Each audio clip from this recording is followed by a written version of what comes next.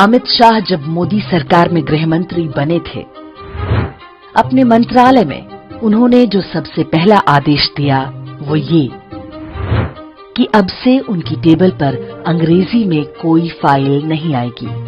बहुत आवश्यक हुआ तो साथ में हिंदी अनुवाद होना चाहिए। केंद्रीय गृह मंत्रालय आज कुछ गिने चुने कार्यालयों में है जहां लगभग 100% काम हिंदी में होता है। अमित शाह तो गुजराती हैं, तो फिर उनके मन में हिंदी के प्रति ये प्रेम कहां से आ गया? बड़े बड़े हिंदी भाषी नेताओं ने जो काम नहीं किया, भला वो एक गुजराती ने क्यों किया? इसका उत्तर जानने के लिए आपको कुछ तथ्यों के बारे में जानना होगा। ऐसे तथ्य जिनके बारे में कोई बात नहीं करता। इसके लिए आपको ये वीडियो अंत तक देखना होगा, अन्यथा आप कोई गलत धारणा बना सकते हैं। संसदीय राजभाषा समिति की 37वीं बैठक में अमित शाह ने कहा कि हिंदी को अंग्रेजी का विकल्प बनना होगा। दो भारतीय जब आपस में बात करें तो उनकी भाषा हिंदी अथवा कोई भारतीय भाषा होनी चाहिए। इस सामान्य सी बात पर देश भर के कुछ हिंदी विरोधी भड़क गए। किसी का कहना है कि ये सांस्कृतिक आतंकवाद है, तो कोई कह रहा है कि इससे देश की अखंडता खतरे में पड़ जाएगी। ये मात्र संयोग नहीं है कि ऐसी मूर्खतापूर्ण बातें कहने वालों में सबसे आगे कांग्रेस पार्टी के नेता हैं। यह वो राजनीतिक दल है जो द्रविड़वाद के नाम पर ईसाई मिशनरियों का एजेंडा चला रहे हैं।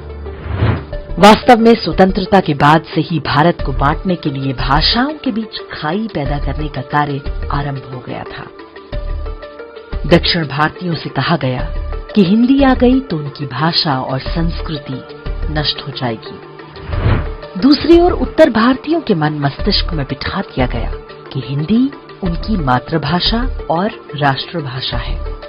जैसी हिंदी हम बोलते हैं वैसी ही तमिलनाडु और कर्नाटक के लोगों को भी बोलनी चाहिए। यदि किसी की हिंदी कुछ अलग है तो हमें उनकी हंसी उड़ानी चाहिए। इसके बाद आरंभ हुई हिंदी फिल्मों की खलनायकी। 60 और 70 के दशक में ढेरों ऐसी फिल्में बनाई गईं जिनमें दक्षिण भारतीयों को जोकर अथवा विदूषक की तरह दिखाया जाता था।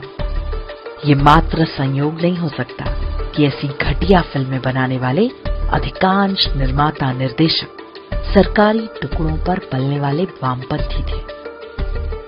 उत्तर और दक्षिण के विभाजन की खाई मात्र कुछ वर्षों में खोद दी गई। अब इसे चौड़ा करने का काम चल रहा है। उत्तर भारत के लोगों ने मान लिया कि हिंदी उनकी मातृभाषा है और दूसरी ओर दक्षिण भारत के लोगों ने हिंदी को पराई मान स्वीकार करने से मना कर दिया। लेकिन क्या वास्तव में हिंदी उत्तर भारतीयों की मातृभाषा है?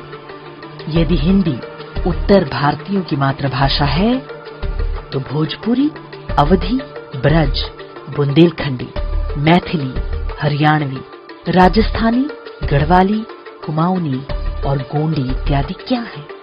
ये वो उत्तर भारतीय भाषाएं हैं जिनका इतिहास हिंदी से भी पुराना है। इन सभी का समृद्ध इतिहास है। गोस्वामी तुलसीदास ने जो रामचरितमानस लिखी है वो भी हिंदी में नहीं बल्कि अवधी में लिखी है। छत्रपति शिवाजी महाराज और महाराजा छत्रसाल की वीरता का वर्णन करने वाले कवि भूषण ने भी हिंदी नहीं बल्कि ब्रज भाषा में अपने साहित्य की रचना की है। भोजपुरी तो एक ऐसी भाषा है जो सही अर्थों में अंतर्राष्ट्रीय है। ये आधा दर्जन से भी अधिक देशों में बोली और समझी जाती है। नेपाल और फिजी में भोजपुरी को संवैधानिक मान्यता है, जबकि भारत में भोजपुरी और ऐसी ढेरों समृद्ध भाषाओं को हिंदी की बोली बताकर किनारे लगा दिया गया। आज जो आधुनिक हिंदी हम देखते हैं उसका इतिहास मात्र लगभग 200 वर्ष पुराना है। हिंदी के मानक शब्द गढ़ने वालों में अधिकांश अहिंदी भाषी लोग हैं। इनमें बाबूराव विष्णु पराड़कर, वीर सावरकर जैसे मराठी भाषी और कई बांग्ला और ओडिया साहित्यकार थे।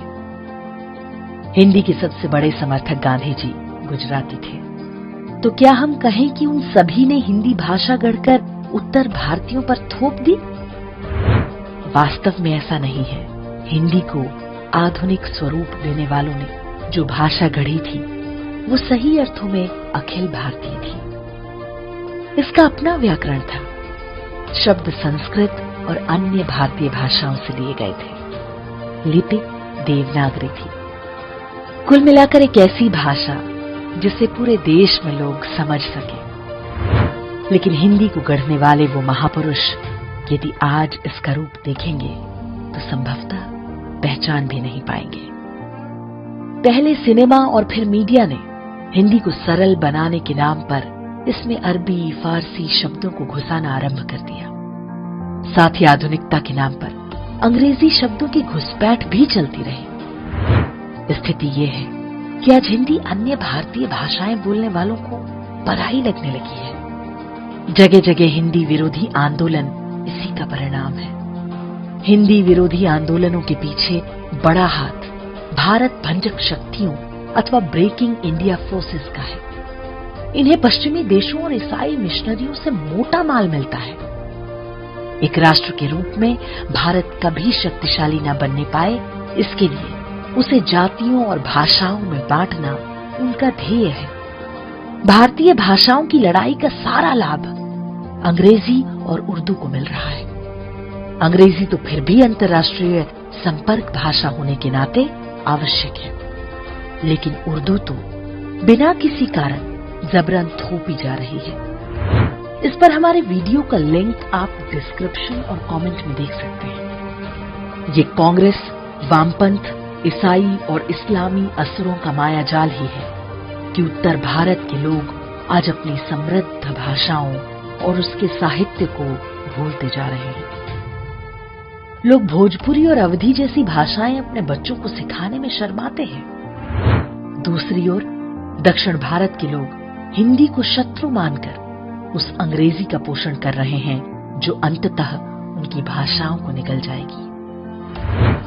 वास्तव में हिंदी किसी भी भारतीय की मातृभाषा नहीं है, लेकिन ये निर्विवाद रूप से राष्ट्रीय संपर्क की भाषा है। चाहे कोई माने या ना माने, केरल, तमिलनाडु, आंध्र और कर्नाटक के लोग भी आपस में जब बात करते हैं तो उन्हें हिंदी की आवश्यकता पड़ती है।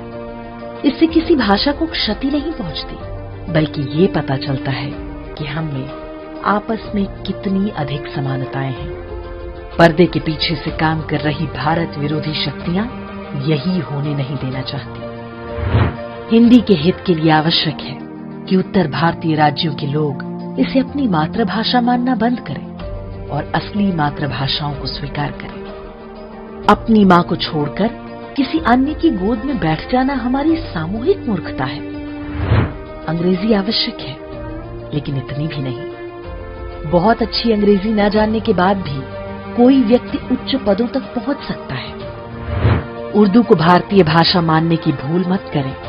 ये भी वैसा ही झूठ है जैसा आतंक का कोई मजहब नहीं होता और इस्लाम शांति की सीख देता है। शेर व शायरी और नजाकत ऊपरी दिखावे हैं, अंदर आतंकवाद भरा हुआ है। कश्मीर का इतिहास उठाकर देख लें, वहां पर पहले उर्दू थोपी गई, फिर पीछे से आतंकवाद आया। फिर भी विश्वास ना हो तो उर्दू शायरों के जिहादी चरित्र का अध्ययन करें। जो दक्षिण भारतीय लोग हिंदी का विरोध कर रहे हैं, उन्हें HCL कंपनी के चेयरमैन रहे शिव नाडर के बारे में जानना चाहिए। तमिलनाडु में पैदा हुए शिव नाडर ने कहा था कि हिंदी ने मुझे इतना बड़ा साम्राज्य स्थापित करने में बहुत सहायता की। हिंदी भाषा का ज्ञान बहुत सहायक होता है। केवल भारत में ही नहीं, विदेशों में रहने वाले भारतीयों से संपर्क के लिए भी हिंदी बहुत उपयोगी है।